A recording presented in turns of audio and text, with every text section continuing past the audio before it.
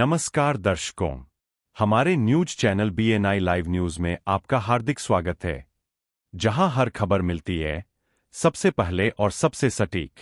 यहां होती है बड़ी खबर, बड़ी बहस और बड़ा खुलासा। देश दुनिया की हर ताजा अपडेट। अभिनेता पंकज धीर का निधन, महाभारत के कर्ण को मिला अंतिम विश्राम। सिनेमा जगत से एक बेहद दुखद खबर सामने आई है। मशहूर अभिनेता पंकज धीर का 68 साल की उम्र में निधन हो गया है। बताया जा रहा है कि वे कैंसर जैसी गंभीर बीमारी से लंबे समय से जूझ रहे थे।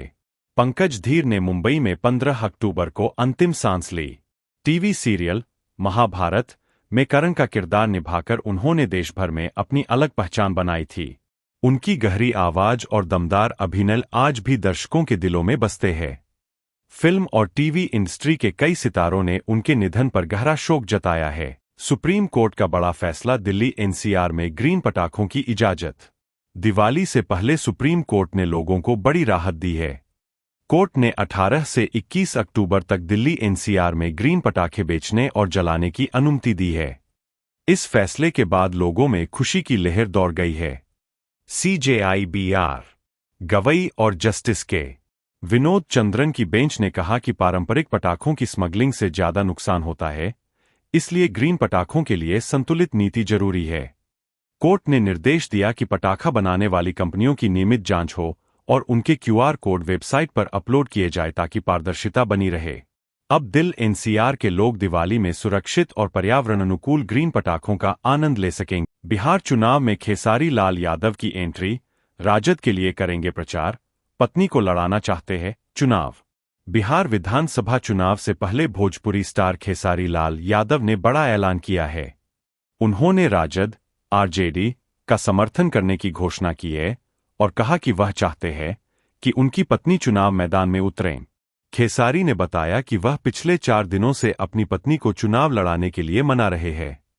उन्होंने कहा, अगर वह मान जाती है तो हम नामांकन दाखिल करेंगे, नहीं तो मैं भैया तेजस्वी यादव के लिए पूरी ताकत से प्रचार करूंगा। खेसारी ने यह भी बताया कि उनके तेजस्वी यादव और अखिलेश यादव दोनों से पारिवारिक संबंध है और वह बिहार में बदलाव की राजनीति का समर्थन करते हैं। हुंडई का भारत में बड़ा दाव, 45,000 रुपये करोड़ का निवेश, 26 नए मॉडल होंगे लॉन्च। ऑटोमोबाइल सेक्टर से बड़ी खबर सामने आई है। हुंडई मोटर कंपनी ने भारत में अगले 5 सालों में 45,000 करोड़ रुपए निवेश करने का ऐलान किया है। कंपनी का लक्ष्य है कि भारत उसका दूसरा सबसे बड़ा ग्लोबल मार्केट बने।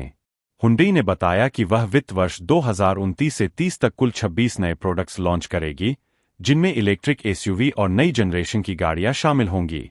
कंपनी का लक्ष्य 2030 तक अपने राजस्व को 1.5 गुना बढ़ाने का है। यह निवेश न सिर्फ भारत के ऑटो सेक्टर में नई जान फूंकेगा, बल्कि रोजगार और EV सेक्टर में भी बड़ा बदलाव लाने की उम्मीद। रोहित शर्मा और विराट कोहली की विदाई की खबरों पर BCCI का जवाब, दोनों टीम के अहम खिलाड़ी रहेंगे। भारतीय क्रिकेट फैंस के लिए राहत की खबर आई है। BCCI उपाध्यक्ष राजीव शुक्ला ने साफ किया है कि रोहित शर्मा और विराट कोहली की ऑस्ट्रेलिया सीरीज आखिरी नहीं होगी। पिछले कुछ दिनों से यह चर्चा चल रही थी कि दोनों दिग्गज खिलाड़ियों का अंतर्राष्ट्रीय करियर अब समाप्ति की ओर है, लेकिन अब बोर्ड ने इन अटकलों पर विराम लगा दिया है। राजीव शुक्ला ने कहा कि रोहित और कोहली भारत के बेहद महत्वपूर्ण खिलाड़ी है और उनका अनुभव टीम के लिए अमूल्य है। दोनों का लक्ष्य 2027 वनडे वर्ल्ड कप तक खेलना है, जो दक्षिण अफ्रीका और नामीबिया की मेजबानी में होगा।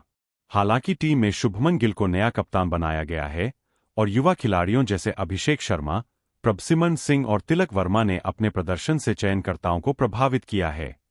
इस बिहार में विधानसभा चुनाव के लिए JDU ने बुधवार को अपने 57 कैंडिडेट्स की पहली लिस्ट जारी कर दी है।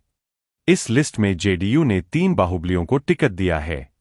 मोकामा से अनंत सिंह, एकमा से धूमल सिंह, कुचायकोट से अमरेंद्र पांडेय को उतरा है।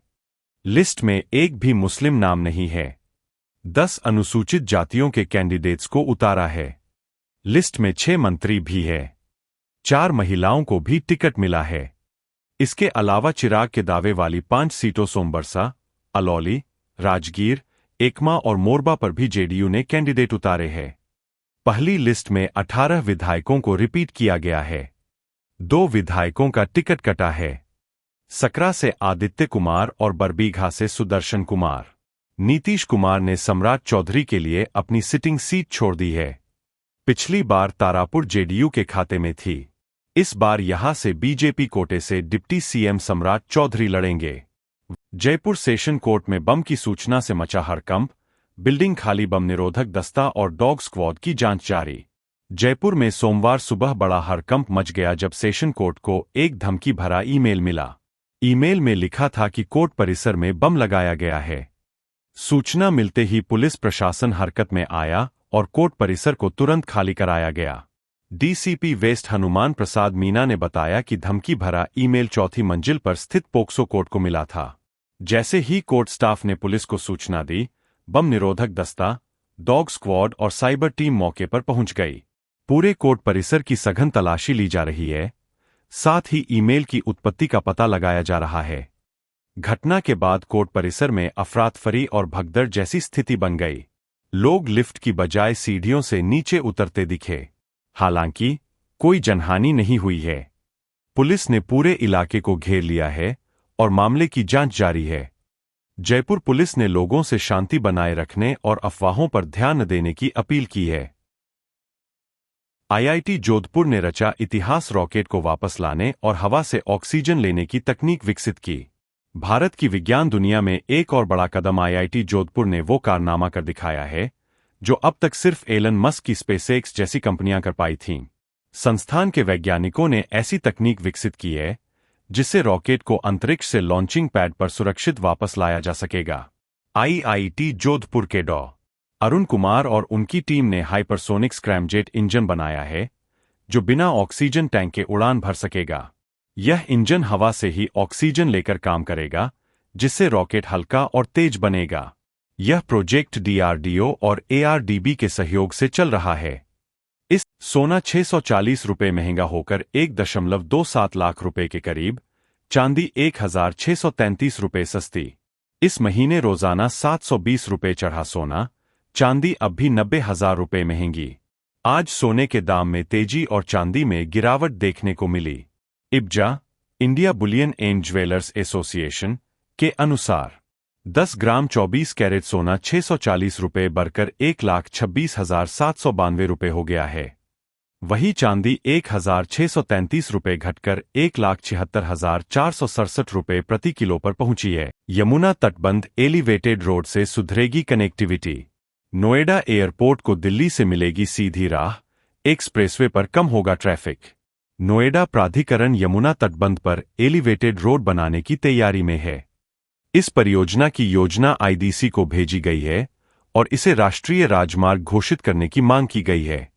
सड़क बनने के बाद दिल्ली से नोएडा एयरपोर्ट तक सीधा संपर्क होगा, जिससे नोएडा ग्रेटर नोएडा एक्सप्रेसवे पर यातायात का दबाव घटेगा। वर्तमान में परियोजना को सिंचाई विभाग से एनओसी का इंतजार है, जिसके मिलते ही निर्माण कार्य शुरू किया जाएगा।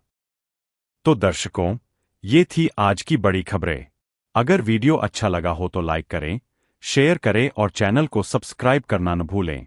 देश दुनिया की हर ताजा अपडेट सबसे पहले पाने के लिए बने रहिए BNI लाइव न्यूज के साथ, जहां हर खबर मिलती है सबसे पहले और सबसे सटीक। धन्यवाद। जय हिंद। और हाँ, अपने विचार हमें कमेंट में जरूर बताइए। आपकी राय हमारे लिए बहुत कीमती है। Thanks for watching and have a great day.